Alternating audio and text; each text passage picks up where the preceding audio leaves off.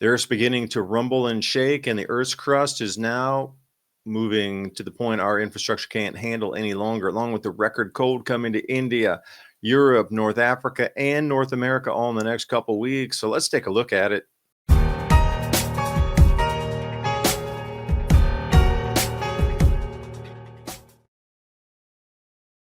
And as we see our world being torn apart at breakneck speed, sloppy the changes being forced upon us. You can see it happening in slow motion. If you're observant enough to notice the changes, pressure in the crust would be one of those Kilauea taking us up. These 1,500-foot tall fountains doubling. It is a sign of changes. Also here in Colombia, no earthquakes, and we started to see this is the exact same thing I was talking about with the top 2 miles of our crust starting to behave strangely as we get into a depleted magnetic field, and another one of these multi-century cycles is upon us. Even the uplifting of 40 to 50 feet or the decoupling of bridges off the banks 40 to 50 feet past engineering specs, that's nothing for a crust that's 300 miles deep. Even the top 2 miles of the crust, if it moves 50 or 100 feet, is nothing in that 10,000 feet plus of 2 miles. This is what's expected.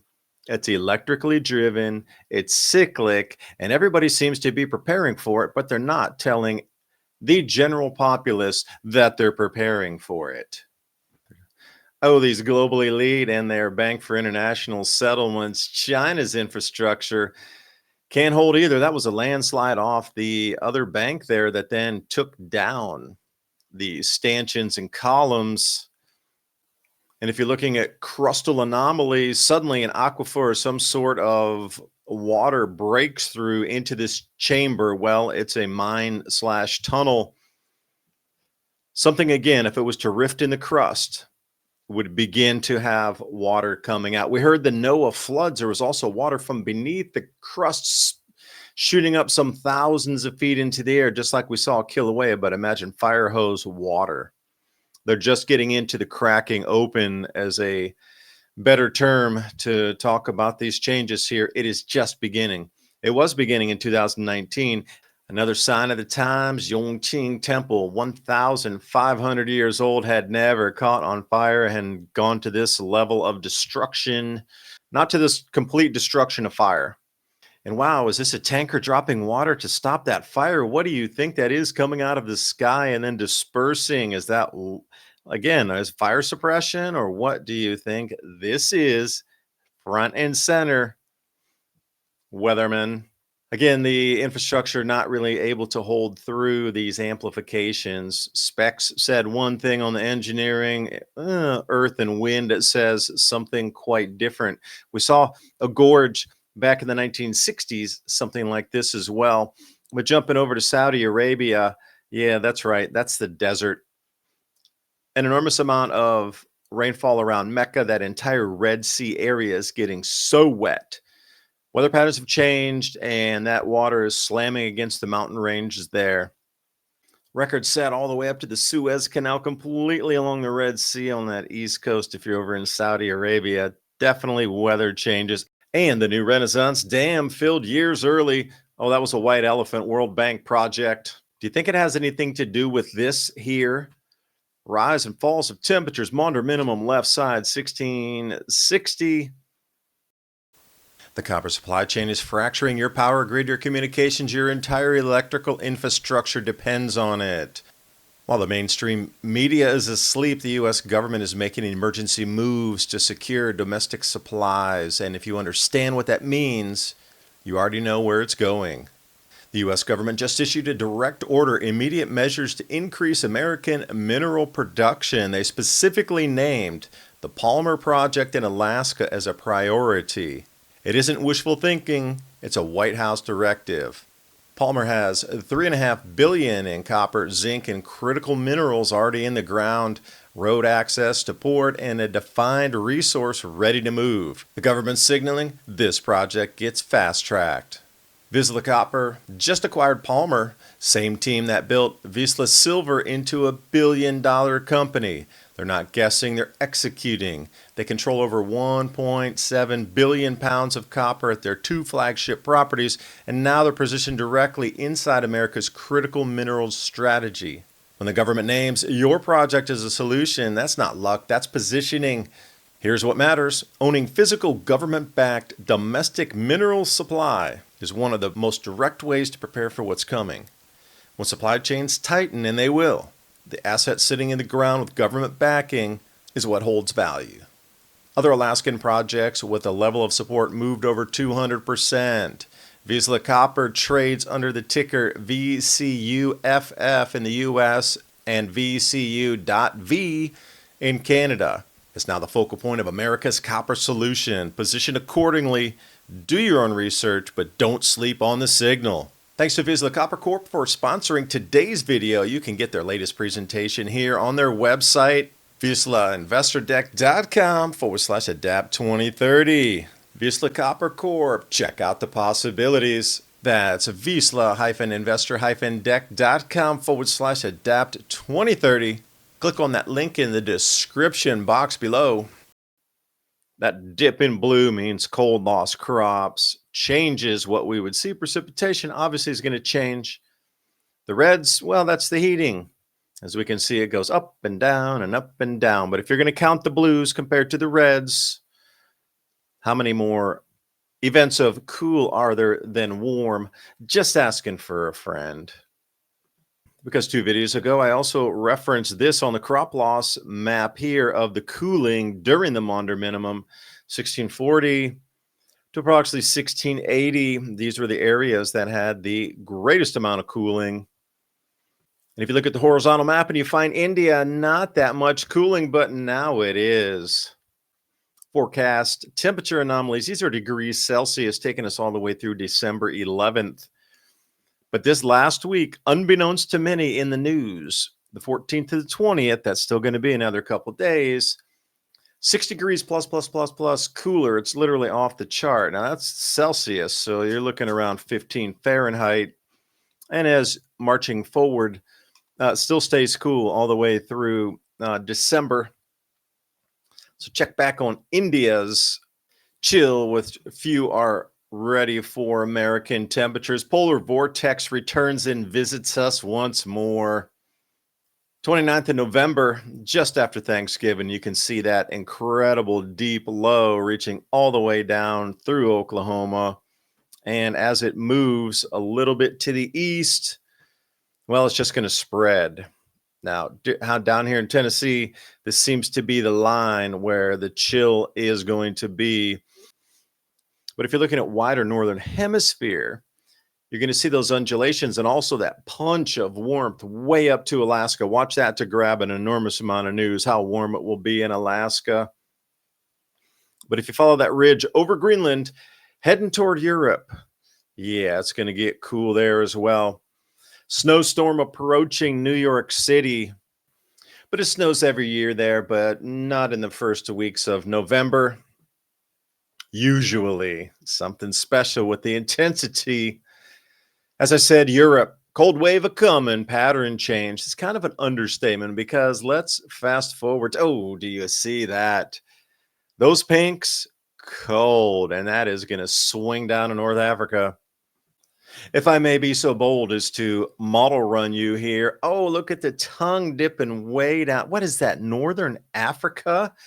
Let's check on the countries that are going to get the super freeze, especially Spain going down the islands. Your holidays are going to be chilly if you're heading out to some of these islands off Spain there. Morocco and Algeria and Tunisia, super cold, record cold, inbound right now. Are they prepared? I know it snows in the mountains of Morocco every year. It snows in Algeria and Tunisia, but not coastal. And this is going to be interesting. Once it hits in the certain areas, then we can start to look for all-time record temperature and snowfalls being eclipsed. So if you look at the timestamp up there, this is the 21st of November and 850 millibars. That's about 5,000 foot in altitude. So the blues take us somewhere around between 11 and 16 degrees Celsius below the average temperatures on the 30-year. That would be, well, the equivalent of 20 to 25 degrees Fahrenheit. Buckle up, it's going to get chilly. And you notice the timestamp to the top left. This model run was on the 14th, a few days back. But the newest model run here on the 18th brings us through the 22nd. But notice how much cooler this model run puts that at somewhere around 30 degrees Celsius below the normal at 5,000 feet. Those purples just came out of nowhere. There are mountains that are right along that entire range that are near 5,000 feet. And if you're talking something like 30 degrees, that's like 50 Fahrenheit below the normal because you're converting from Celsius into Fahrenheit. Encourage you to do the conversions yourself there, see what you come up with. But then we look at the UK covered as that system marches south. And here what we have for the 21st, I see a lot of -2s, and -2, you're looking at 32 for freezing. So you're about 28 Fahrenheit. Going down way into southern England there, 28 Fahrenheit, get ready. Your home's insulated. Oh no, they were making everybody take out their foam insulation for some reason across the UK. Got to have those expensive energy bills. Can't live without them. Moderate minimum temperature reconstruction map here on the left. Dalton minimum on the right. 1815. And remember then subsequently, shortly after that, the year without a summer volcanic eruption. Mount Tambora. But we're going to spin you over. Left side is 1640, 1650, 1660 temperatures approximately. Degrees Kelvin below the normal. And that's an enormous amount of the planet. If we look, and the proxy is below, so that's the temperatures with or without. So the proxy would be an even 0.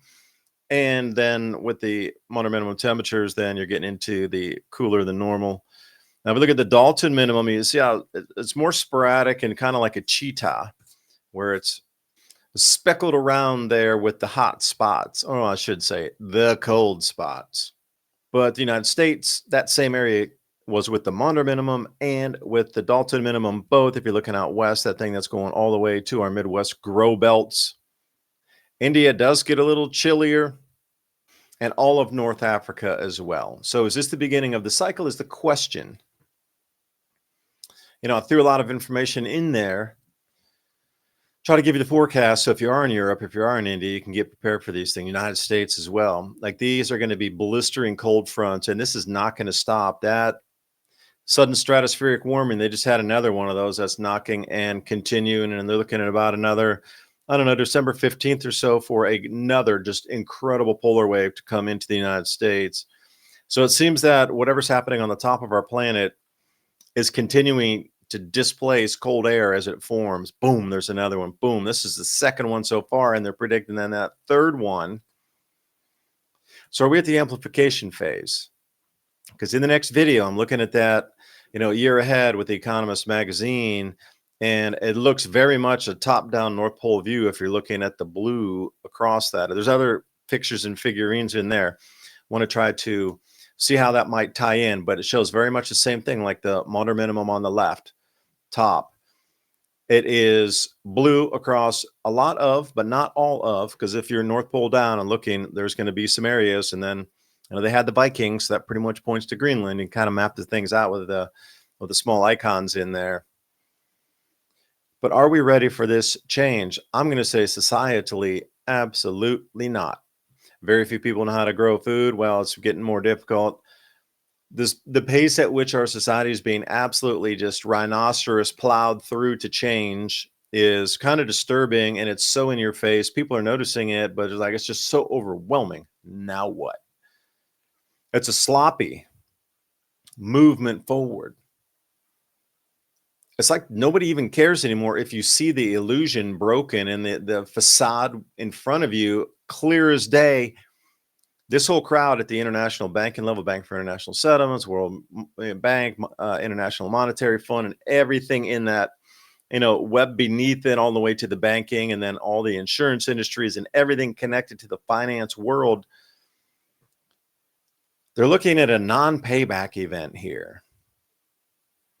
Now, what would spur such a thing where all breakneck speed, print to infinitum, hyperinflate the planet away to do what? Purchase materials and get ready for an event that, well, it's seemingly that all of our infrastructure has been left to rot, that it's not going to be good or used after this event. So walk that out for a second. What are we seeing that's being planned for 2026?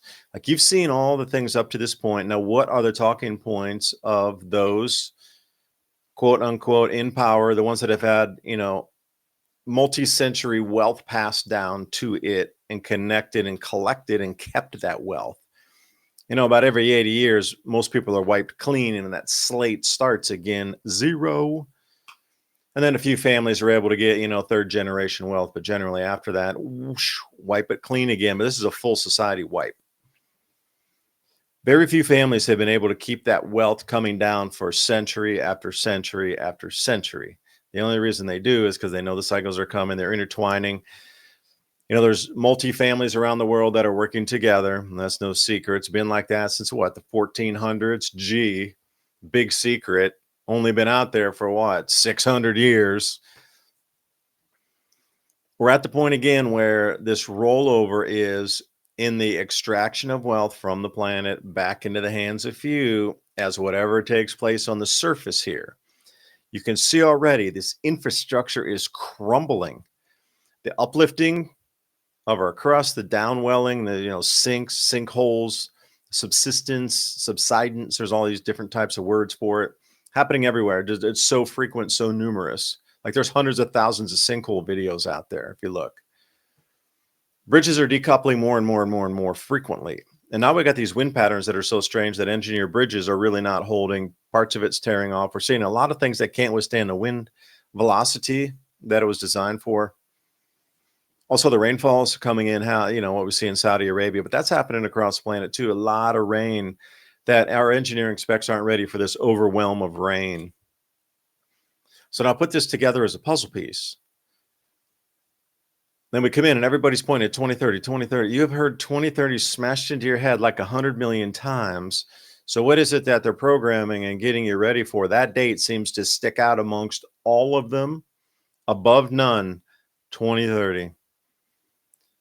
So what is planned for that date? Why do they all want us to know about 2030 to get prepared for 2030? We're changing to get ready for 2030. Like, every single change you see right now, financially, civilization / society wise, food production wise, digital rationing cards, digital IDs, everything moving, cryptocurrency, everything we're seeing, limitations of movement, limitations of food supply, limitations of food consumption, what you can buy, sell, trade. It's all in preparation for 2030, and they're so blunt and in your face about, we're changing it for 2030. Okay, but what is that event? On the side, on the down low, they're preparing for it, not really telling the rest of the public. Now there's a scatter pattern that's across everything at all once. Like, it's scattered to keep everybody confused, kind of distracted. The angsty kind of what's going on. Like, every news feed has its own.